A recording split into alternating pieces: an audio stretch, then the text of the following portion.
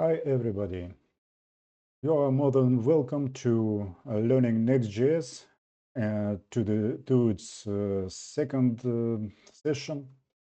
Today we will dedicate it to CSS and Tailwind styling.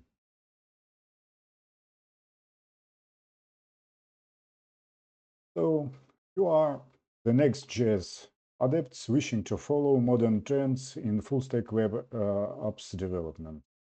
And you know more than myself my magic formula. Which shows you that Next.js demonstrates you that Next.js is a bit greater than React.js as front end and Node.js as a back end. Okay, what's our agenda for today? First of all, we need a good editor, so we will install VSCode. We will install it from scratch, and I'll show you how to install it on Mac, Linux, and Windows. Then we'll change to the second topic. We will know how to apply styles globally to all user interface components by importing a global CSS file into the root layout tsx file. And then we will discuss the Tailwind and its class names and understand how to add Tailwind when creating an applications and use its class name. Then we will understand how to apply styles individually to a particular UI component by creating a dedicated CSS file for that component and importing it to that component in question. Then we will use, mostly theoretically, clsx library to toggle class names conditionally, say depending on a variable value. That will change the representation of the corresponding UI component or your UI elements, strictly speaking. Then we will review well-known Tailwind and CSS alternatives like Material Design 3, and SCSS and other libraries. As always, you can follow the Next.js official training, which is the basis for the present session. Okay.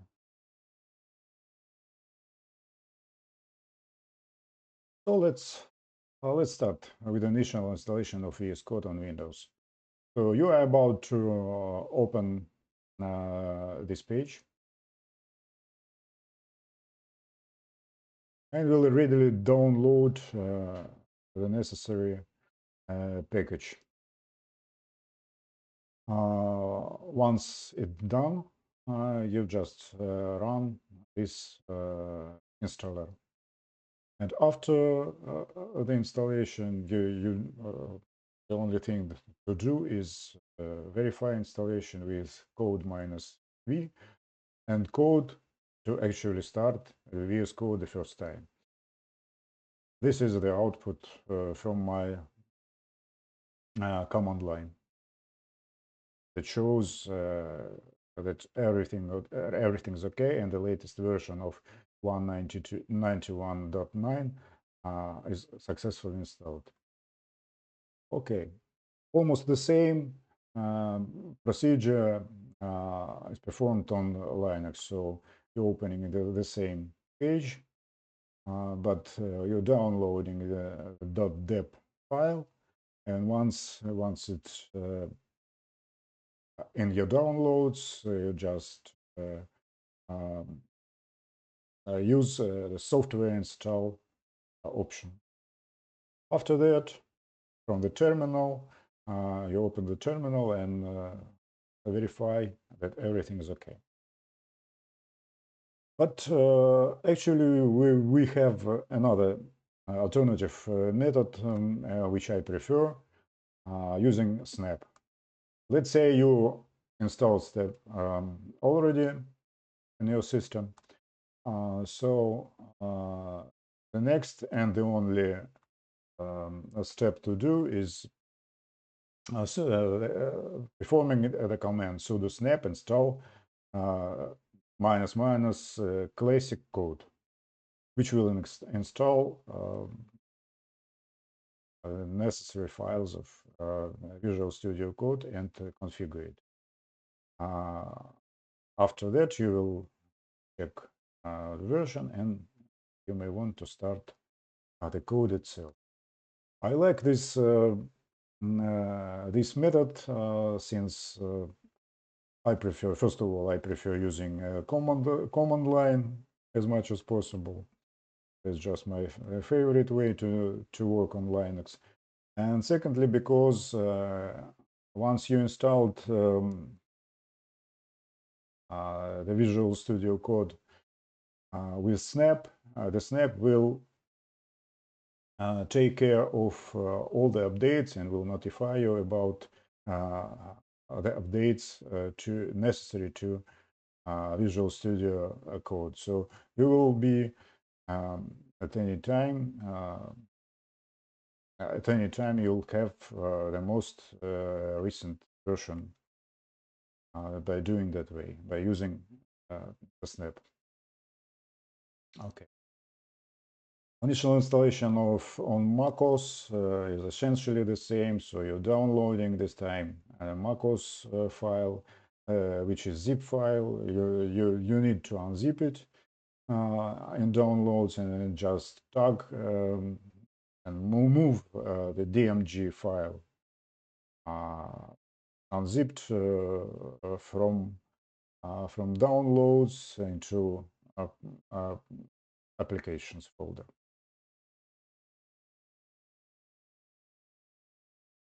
Okay, applying styles globally from global CSS.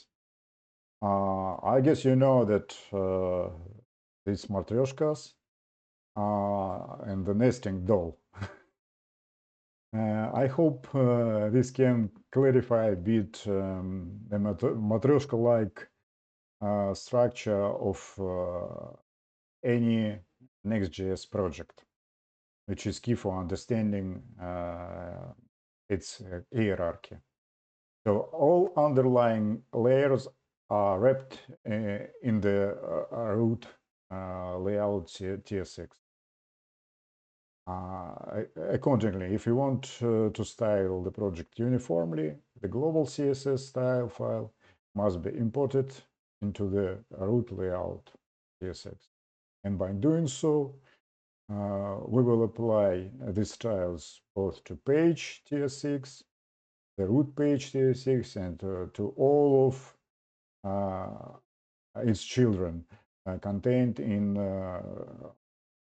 the underlying folders, like login for layout TSX and page TSX, for say invoices for layout TS of invoices and page TSX of invoices. So that's it. Okay, applying styles globally in practice from global CSS. What you need to do first, start the development server.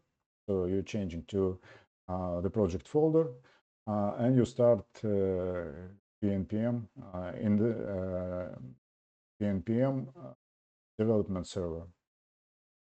Then you need to add this string to as import to the layout TSX. And then you just save changes by Control S or file save, save this file, and after that you will double check that this unstyled picture readily transformed into this much more pleasant and styled with Tailwind. Okay. let's see now how to make it live. Okay, so I opened the VS Code installed. I opened our project. You can see that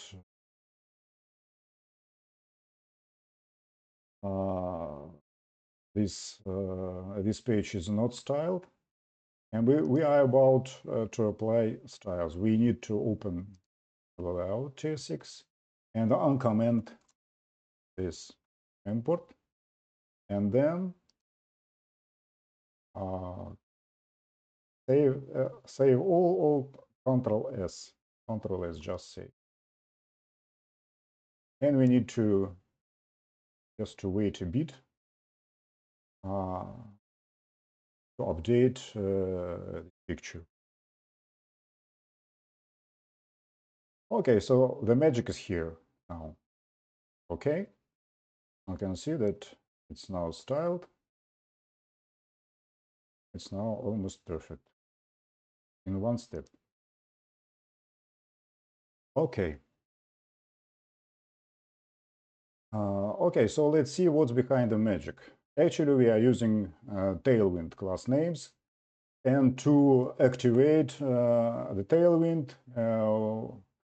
what we need to add to global CSS is actually these three strings and some additional strings, but the main task is to add these ones. Let's focus on it. So we add Tailwind base, Tailwind components, and Tailwind utilities, and this make our life styled.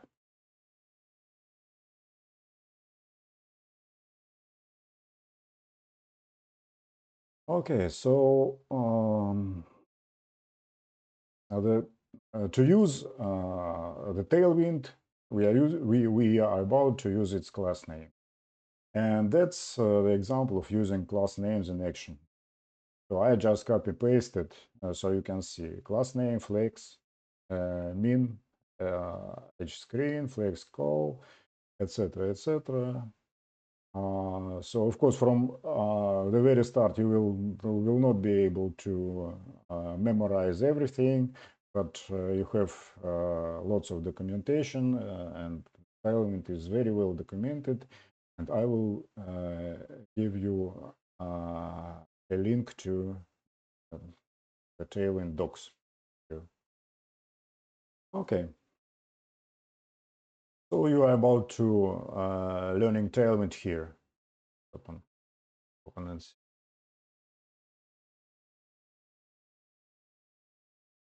So at any time, you can visit this page to learn and understand every single topic regarding Tailwind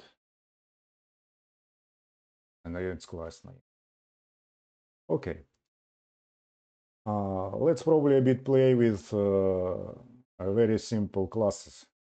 So the first class and the third class will be showing you two colorized strings, and this class will actually be coding this dark triangle. Let's see how it works now.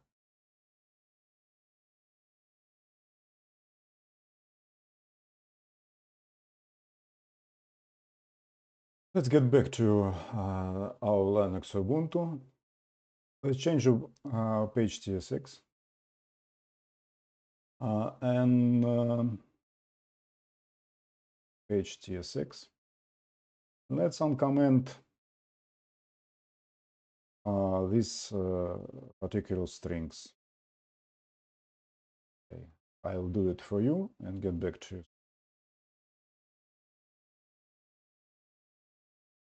Okay, so I uncommented three classes, and what I need to do now is file, save. Okay, and let's wait a bit. What's going on? Okay. Let's refresh.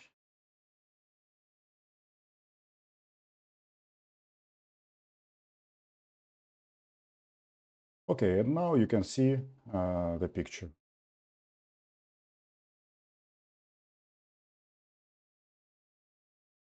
Okay, so now what if we would like to apply styles locally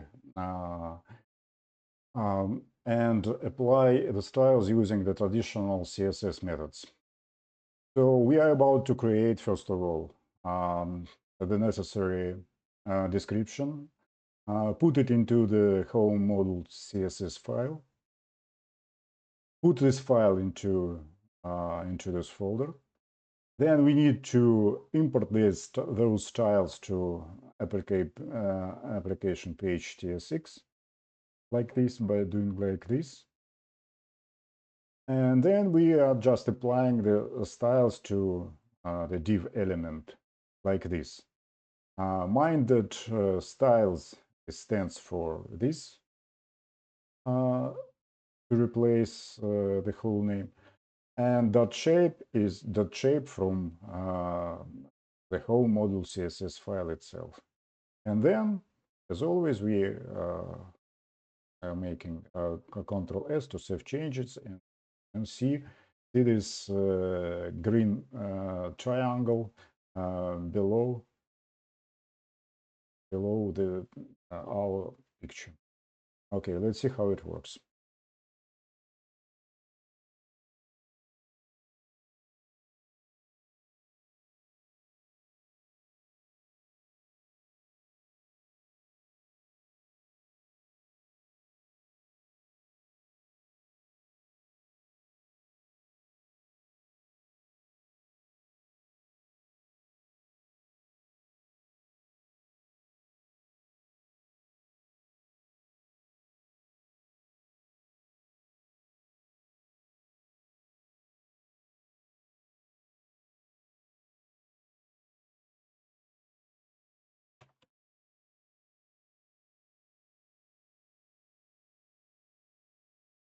Okay, let's get back to the page file. The home module CSS file is already there for your service, and I'm uncommenting this import. And finally, I'm uncommenting now the div element itself.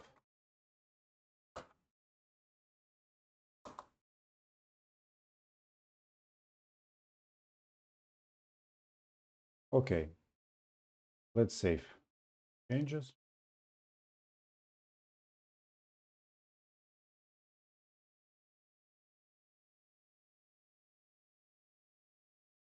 And see how it works.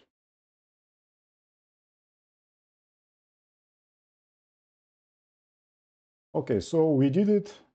That's a magic. Everything's working. Okay. Okay, so now let's just review the clsx library and understand how to toggle class names.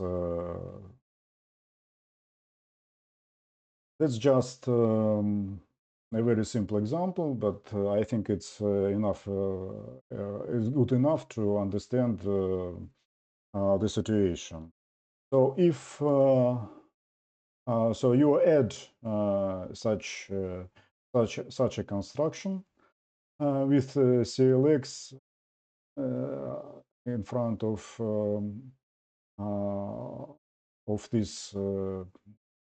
this string component, and see the example itself. I think it's understandable. So if pending invoice status displays in green, and text it's on a gray in gray on a gray background. Okay, and if the invoice status is paid, it is displayed in white on a green background. We will see it once we will be, when we will work with invoices form later, but now it's just a theoretical explanation of how it works. Hopefully it's clear. If it's not, you can learn the clsx library in more details here and there.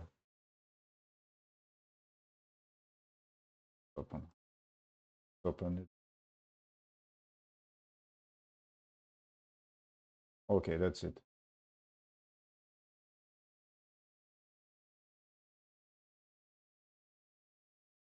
But anyway, the idea behind this is very clear. Depending on the variable value, you can change the appearance of user interface elements, and that's all.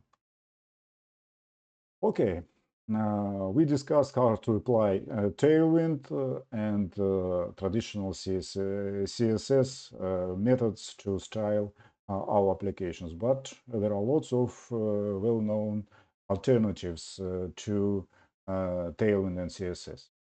First of all, it's SAS, which allows one to import both CSS and SCSS files and combine them together. Then there are several CSS in JS libraries that can be used.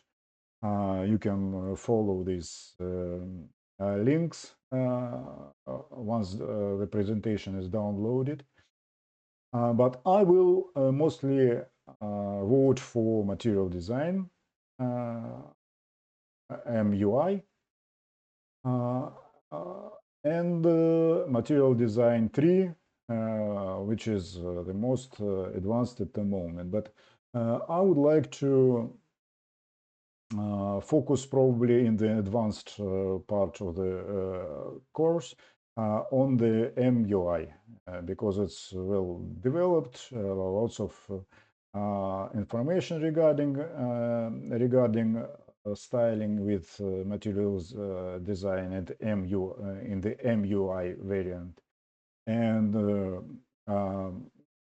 what's more important and what's make your life easier, you can see the dedicated NextJS operator example template there. I will show you. And you can just reuse it as a basis for the material design based modern NextJS applications. So that's it. You can use underlying JavaScript or TypeScript if you want. It's up to you. So basically,